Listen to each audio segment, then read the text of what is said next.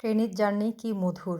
আর ট্রেনের মধ্যে এই ধরনের বারো ভাজা বা ঝালমুড়ি যে যেটাই বলুন খেতে তো সেটা আরও মজা। আমরা বাসা থেকে যতই পোলাও বা মাছ মাংস খেয়ে যাই না কেন, ট্রেনের মধ্যে তো আমার এটা খেতেই লাগবে। আপনারা কে, কে ট্রেনের মধ্যে উঠে খেতে পছন্দ করেন অবশ্যই কমেন্টের মাধ্যমে জানাবেন।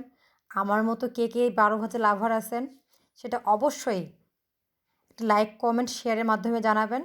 তাই আপনাদের কমেন্টের আশায় থাকলাম। আর আমার তো এটা সেই ভালো লাগে যখন আমি ট্রেনে জার্নি করি, তো ট্রেনের মামা যখন ঝালমুড়ি মামা যখন ট্রেনে উঠে, এটার মানে মোমো গন্ধে আমার সেই মাতলামি একটা খাওয়ার একটা মুহূর্ত চলে আসে যে এটা আমাকে খেতেই হবে। মামাকে আমি কোনো মতেই পাস করে যেতে দিই না। তো আজকে আমি ট্রেন জার্নি করছি, তো আমি একবার নয় কয়েকবার বুট মাখা খেয়েছি। তো আপনাদের এরকম বুট মাখা খেতে কার ভালো লাগে তা অবশ্যই, অবশ্যই, অবশ্যই এটা কমেন্টের মাধ্যমে জানাবেন।